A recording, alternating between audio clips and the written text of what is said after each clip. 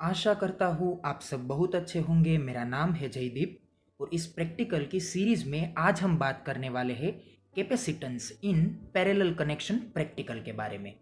Already मैंने एक video capacitance in series connection के बारे में बनाकर चैनल में अपलोड किया है। अगर आप उस वीडियो को देखना चाहते हैं तो इस वीडियो के डिस्क्रिप्शन बॉक्स को चेक कीजिए, जिनमें मैंने उस वीडियो की लिंक दे रखी है। तो चलिए बिना वक्त गवाए बात की शुरुआत करते हैं। सबसे पहले देखते हैं aim of this practical to verify the capacitance of capacitor in parallel connection. यहाँ पे प्रैक्टिकल का एम हमें कुछ ये कहना चाहता है कि अगर आपके पास कुछ अलग अलग वैल्यू के कैपेसिटर्स हो तो उन कैपेसिटर्स को अगर आप पैरेलल कनेक्शन में एक दूसरे के साथ जोड़ते हैं तो रिजल्टेंट कैपेसिटेंस क्या होगा, ये हमें यहाँ पे प्रैक्टिकली डिटरमाइन करना है। तो इस प्रैक्टिकल में हम दो अलग अलग सिचुएशंस को अप्लाई करेंगे। पहले हम जो भी कैपेसिटर्स आपके पास है उन सभी कैपेसिटर्स को इंडिविजुअली चेक करेंगे और उन कैपेसिटर्स का कैपेसिटेंस डिटरमाइन करेंगे। बाद में उन्हीं कैपेसिटर्स को हम एक दूसरे के साथ पैरेलल में कनेक्ट करेंगे और उस कंडीशन में हम उन कैपेसिटर्स का कैपेसिटेंस डिटरमाइन करेंगे। तो चलिए एम को समझने के बाद देखते हैं कि हमें यहाँ पे कंपोनेंट्स क्या चाहिए। तो यहाँ पे कंपोनेंट्स के फॉर्म में हमें चाहिए होंगे दो अलग अलग कैपेसिटर या फिर सेम वैल्यू के कैपेसिटर, जो भी आपके पास हो वो। लेकिन यहाँ पे ये कैपेसिटर्स एसी पावर सप्लाई के साथ काम करेंगे। फिर अपैरेटस में हमें क्या चाहिए, एसी वोल्ट मीटर। तो एसी वोल्ट मीटर आपको दो चाहिए, क्योंकि एक AC volt meter power supply के वोल्टेजेस को मेजर करेगा और दूसरा एसी वोल्ट मीटर कोई भी कैपेसिटर के अक्रॉस में प्रोड्यूस होने वाले वोल्टेजेस को मेजर करेगा। तो आपको चाहिए दो एसी वोल्ट मीटर। फिर चाहिए एक एसी ए मीटर, तो ये है आपका एसी ए मीटर। फिर चाहिए आपको वेरिएबल वोल्टेज एसी सोर्स, जिसे हम कहते हैं वेरियाक, जो कि आपको वेरिएबल एसी सप्लाई प्रोवाइड करेगा। ये वेरिएबल एसी पावर सप्लाई एक तरह से अनरेगुलेटेड होगा, जो कि आपको 0 वोल्ट से लेकर 250 वोल्ट तक अलग अलग वैल्यूज के ऊपर वोल्टेजेस प्रोवाइड करेगा। और आखिर में चाहिए आपको कनेक्टिंग वायर्स, जो कि इन सभी कंपोनेंट्स को एक दूसरे के साथ जोड़कर सर्किट प्रिपेयर करने में मदद करेंगे। तो चलिए आगे देखते हैं कि हमारी सर्किट यहाँ पे पैरेलल कैपेसिटेंस के फॉर्म में किस तरह से कनेक्ट की जाएगी। तो ये है आपका सर्किट डायग्राम। जैसे मैंने आपको आगे बोला था कि ये प्रैक्टिकल दो अलग अलग पार्ट्स में डिवाइडेड होगा। तो यहाँ पे आप देख सकते हैं कि ये है आपका कैपेसिटर C1 या फिर C2 के लिए और ये है आपका दूसरे कैपेसिटर के लिए। मतलब कि आप यहाँ पे पहले एक कैपेसिटर को इंडिविजुअली कैपेसिटेंस डिटरमाइन करने के लिए यूज करेंगे, बाद में दूसरे कैपेसिटर को इंडिविजुअली कैपेसिटेंस डिटरमाइन करने के लिए यूज करेंगे और इन दोनों कैपेसिटर्स का कैपेसिटेंस मिल जाने के बाद आप उन दोनों कैपेसिटर्स को एक दूसरे के साथ यहाँ पे पैरेलल में कनेक्ट करेंगे और इस पैरेलल कनेक्शन में कनेक्ट करने के बाद आप सर्किट में रीडिंग चेकआउट करेंगे और रीडिंग्स को चेकआउट करने के बाद आप कैलकुलेशन के तौर में आखिर में आप कैपेसिटेंस की वैल्यू पैरेलल की सिचुएशन में डिटरमाइन करेंगे। तो चलिए मैं आपको ये बताता हूं कि आपके अपैरेटस में आप इन तीनों अलग अलग सर्किट को किस तरह से कनेक्ट कर सकते हैं। तो ये है आपका अपैरेटस और ये है आपका वेरियाक, कि जिसको यूज करते हुए आप यहाँ पे variable AC power supply use करेंगे। देखिए यहां से आप पावर सप्लाई को इन दो टर्मिनल्स में कनेक्ट कर देंगे। अब यहाँ पे प्रैक्टिकल को, जैसे मैंने आपको आगे बोला था कि C1 और C2 दोनों अलग अलग कैपेसिटर का कैपेसिटेंस डिटरमाइन करने के लिए आप इंडिविजुअली अप्लाई करेंगे। तो यहाँ पे पहले मैं आपको ये बता देता हूं कि C1 कैपेसिटर और C2 कैपेसिटर, इन दोनों कैपेसिटर्स को इंडिविजुअली हम किस तरह से अप्लाई करेंगे। तो यहाँ पे हम पहले देखते हैं कि ये जो आपका पावर सप्लाई यहाँ पे इनपुट होगा वेरियाक से, उस पावर सप्लाई के वोल्टेजेस को मेजर करने के लिए आप इस वोल्ट मीटर को अप्लाई करेंगे और ये वोल्ट मीटर ऑलरेडी इनबिल्ट है, मतलब कि इस वोल्ट मीटर का कनेक्शन यहाँ पे इन दोनों टर्मिनल्स के साथ ऑलरेडी इंटरनली दिया गया है। फिर आप क्या करेंगे, यहां से आने वाले पावर सप्लाई को एक कैपेसिटर में से पास करने के लिए आप इस ब्रांच में ये दो टर्मिनल के बीच में ये जो आपको डॉटेड लाइन दी गई है ना, इस डॉटेड लाइन को कनेक्ट करने के लिए आप एक वायर को यहाँ पे जंप करेंगे, मतलब कि एक वायर यहाँ पे कनेक्ट करेंगे, क्योंकि जब भी आपको इंस्ट्रूमेंट में कहीं पे भी डॉटेड लाइन दी जाती है तो उसका मतलब क्या होता है कि वो टर्मिनल इंटरनली कनेक्टेड नहीं है। तो यहाँ पे आप एक वायर को डायरेक्टली अप्लाई करेंगे और इस दोनों टर्मिनल को कनेक्ट कर देंगे। फिर क्या होगा, इस कैपेसिटर में से करंट पास आउट होने लगेगा, और यहाँ पे आपने वायर कनेक्ट नहीं किया है, इस वजह से यहाँ से कोई भी करंट पास नहीं होगा। तो कुछ इस तरह से आप यहाँ पे कैपेसिटर C1 की वैल्यू को फाइंड आउट करने के लिए यहाँ पे वायर कनेक्शन करेंगे, जो कि करंट यहाँ से पास आउट होगा और यहाँ से ये रिटर्न हो जाएगा। तो कुछ इस तरह से ये लूप प्रिपेयर हो जाएगा। फिर क्या करेंगे, यहाँ पे जो जंप वायर आपने यहाँ पे यूज किया था, उस जंप वायर को आप यहाँ पे यूज करेंगे, जिस वजह से क्या होगा, इस कंडीशन में आप C2 कैपेसिटर का कैपेसिटेंस डिटरमाइन कर सकते हैं। फिर यहाँ पे कैपेसिटेंस को डिटरमाइन करने के लिए एक ऑब्वियस सी बात है कि इस कैपेसिटर के अक्रॉस में आप इस वोल्ट मीटर को जोड़ेंगे और यहाँ पे ए मीटर के दोनों टर्मिनल को यूज करते हुए इस ए मीटर को यहाँ पे कनेक्ट करेंगे। तो ये तो एक ऑब्वियस सी प्रोसीजर है। तो चलिए मेरे साथ इस वीडियो में देखिए कि किस तरह से आप C1 और C2 दोनों कैपेसिटर्स को सर्किट में कनेक्ट कर सकते हैं।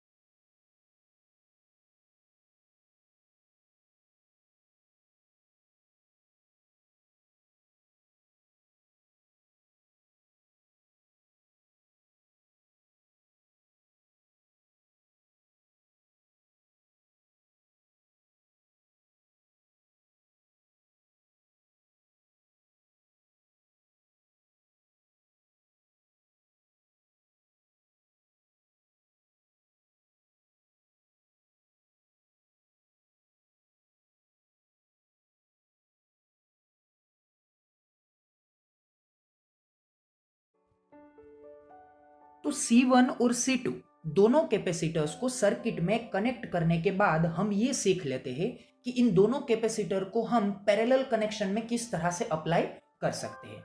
तो देखिए, अगर आप इस सर्किट के इतने पोर्शन को देखते हैं तो इस पोर्शन में ऑलरेडी ये कैपेसिटर C1 और ये कैपेसिटर C2 दोनों ऑलरेडी एक दूसरे के साथ पैरेलल कनेक्शन में ही है। आपको सिर्फ यहाँ पे ये जो डॉटेड लाइन है ना, इस डॉटेड लाइन को किसी दो वायर को यूज करते हुए सिर्फ और सिर्फ जंप करना है। तो आप क्या करेंगे, इन दोनों टर्मिनल्स को जोड़ देंगे और इन दोनों टर्मिनल्स को जोड़ देंगे। तो यहां से प्रोवाइड किया जाने वाला पावर सप्लाई इन दोनों ब्रांच में इन दोनों कैपेसिटर्स को लागू होगा, जिस वजह से क्या होगा, ये दोनों कैपेसिटर एक दूसरे के अक्रॉस में पैरेलल की तरह से एक्ट करने लगेंगे। फिर आप क्या करेंगे, इन दोनों कैपेसिटर के अक्रॉस में प्रोड्यूस होने वाले वोल्टेज को मेजर करने के लिए आप इस वोल्ट मीटर को इस टर्मिनल से यहाँ पे और इस टर्मिनल से यहाँ पे कनेक्ट कर देंगे और ये आपका ए मीटर ऑलरेडी इसी के साथ एज इट इज कनेक्टेड रहेगा। तो इस वजह से क्या होगा, ये आपका कैपेसिटर C1 और ये आपका कैपेसिटर C2 दोनों एक दूसरे के साथ पैरेलल कनेक्शन में जुड़ जाएंगे। तो चलिए देखिए इस वीडियो में कि किस तरह से हम दोनों कैपेसिटर को पैरेलल कनेक्शन में जोड़ सकते हैं।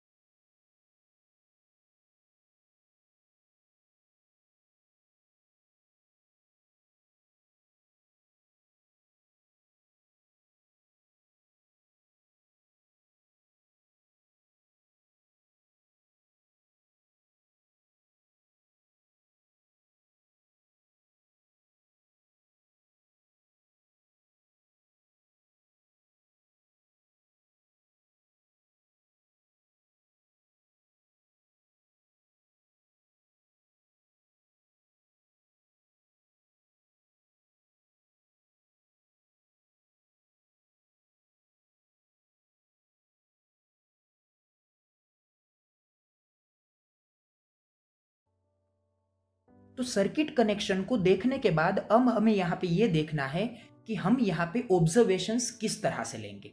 तो जैसे कि आपने सर्किट में देखा था कि आपके पास एक करंट मीटर है और एक है वोल्ट मीटर। ये वोल्ट मीटर कौन सा है, जो कि किसी भी वक्त किसी भी कैपेसिटर के अक्रॉस में किया जा रहा है वो। तो उस वोल्ट मीटर के रीडिंग को आप यहाँ पे लिखेंगे और करंट मीटर के रीडिंग को आप यहाँ पे लिखेंगे और वोल्टेज और करंट दोनों को यूज करते हुए आप उस पर्टिकुलर कैपेसिटर का कैपेसिटिव रिएक्टेंस काई फाइंड आउट करेंगे, जो कि आपको यहाँ पे वोल्टेज और करंट के रेशियो से मिल जाएगा। बाद में आप इन सभी काई की वैल्यू को एक मीन कैपेसिटिव रिएक्टेंस के फॉर्म में यहाँ पे डिटरमाइन करेंगे। तो ये आपका ऑब्जर्वेशन टेबल होगा कैपेसिटर C1 के लिए। कुछ इसी तरह से कैपेसिटर C2 के लिए भी आपका ऐसा ही ऑब्जर्वेशन टेबल यहाँ पे प्रिपेयर होगा। मतलब कि 3 बार आप अलग अलग सर्किट यहाँ पे प्रिपेयर करेंगे, 3 बार उस सभी अलग अलग कंडीशन में आप रीडिंग्स फाइंड आउट करेंगे और उन सभी रीडिंग्स को आप अलग अलग 3 ऑब्जर्वेशन टेबल्स में क्या करेंगे, लिखेंगे। तो यहाँ पे C1 और C2 दोनों कैपेसिटर के लिए जो रीडिंग आपको मिल रहे हैं वो रीडिंग क्या होंगे, यहाँ पे सेम प्रोसीजर में होंगे, लेकिन पैरेलल के लिए अलग से आप सर्किट कनेक्ट करेंगे और पैरेलल कनेक्शन के लिए रीडिंग लिखने के लिए आपको कुछ अलग तरह से ऑब्जर्वेशन टेबल मिलेगा। तो सर्किट को कुछ इस तरह से पैरेलल कनेक्शन में जोड़ने के बाद आप इस इंस्ट्रूमेंट में इस वोल्ट मीटर और इस करंट मीटर को यूज करते हुए करंट और वोल्टेज की वैल्यू को इस ऑब्जर्वेशन टेबल में लिखेंगे और इन्हीं दोनों वैल्यू को यूज करते हुए आप capacitive reactance for parallel connection determine करेंगे और इन सभी इंडिविजुअल वैल्यू का आप यहाँ पे मीन निकालेंगे जो कि आपको काई पी मिलेगा। मतलब कि कैपेसिटर को पैरेलल में कनेक्ट करने के बाद यहाँ पे पैरेलल कनेक्शन में मिलने वाला टोटल मीन कैपेसिटिव रिएक्टेंस। तो यहाँ पे आपको तीनों अलग अलग कंडीशंस में ऑब्जर्वेशन टेबल्स मिल जाएंगे। अब इन ऑब्जर्वेशन टेबल्स में मिलने वाली वैल्यू को आप यूज करेंगे कैलकुलेशन के लिए।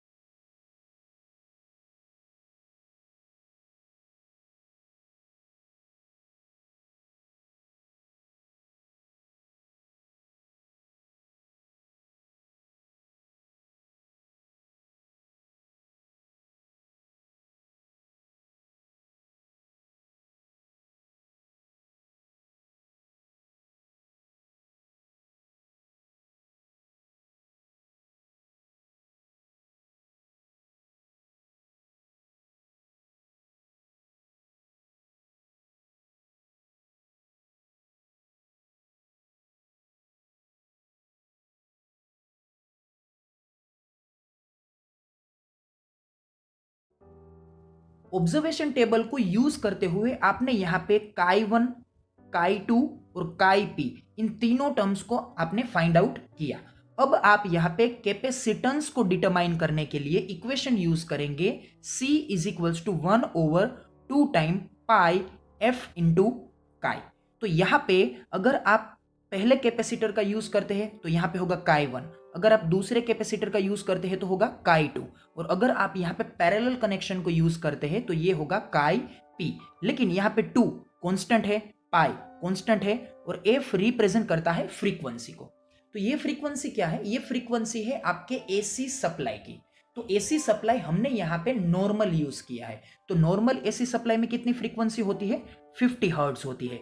तो हम यहाँ पे एफ की वैल्यू को 50 हर्ट्ज अप्लाई करेंगे और काई 1, काई 2 और काई पी की वैल्यू को आप ऑब्जर्वेशन टेबल में से फाइंड आउट करके यूज करेंगे। तो यहाँ पे आपको जो भी वैल्यू C1, C2 या फिर CP की मिलेगी वो क्या होगी, वो यहाँ पे प्रैक्टिकल टर्म्स को यूज करते हुए आपको मिलेगी। लेकिन हम यहाँ पे इस वैल्यू को डिटरमाइन करना चाहते हैं या फिर वेरीफाई करना चाहते हैं थियोरेटिकल वैल्यू के कंपैरिजन में।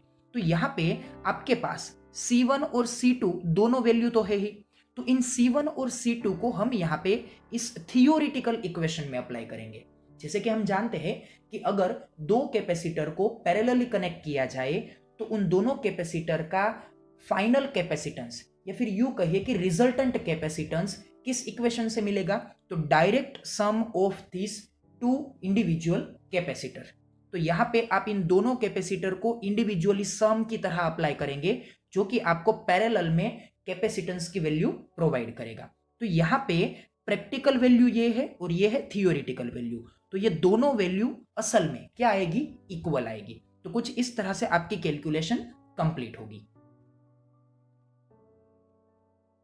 तो इस प्रैक्टिकल के रिजल्ट के तौर पे आप क्या लिखेंगे, दोनों कैपेसिटर का इंडिविजुअल कैपेसिटेंस आप यहां पे लिखेंगे और उन दोनों कैपेसिटर को जब आपने पैरेलली कनेक्ट किया तो आपके पास दो अलग अलग वैल्यू आई थी। एक वैल्यू आपको बिकॉज ऑफ प्रैक्टिकल मिली थी और दूसरी वैल्यू आपको बिकॉज ऑफ थियोरेटिकल टर्म मिली थी। तो प्रैक्टिकल वैल्यू जो भी होगी वो आप यहां पे लिखेंगे और थियोरेटिकल वैल्यू जो भी होगी वो आप यहां पे लिखेंगे।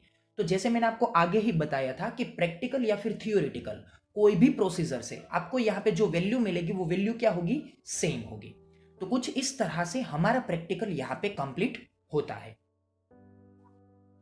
आशा करता हूं कि आपको ये प्रैक्टिकल अच्छी तरह से समझ में आया होगा। अगर आप कुछ इसी तरह से अलग अलग प्रैक्टिकल्स के ऊपर डिपेंडेंट वीडियोस को देखना चाहते हैं तो मेरी चैनल को विजिट कीजिए, जहां पे आपको प्रैक्टिकल्स के ऊपर डिपेंडेंट एक प्लेलिस्ट मिल जाएगा। तो चलिए मिलते हैं अगले वीडियो में। Till then good bye.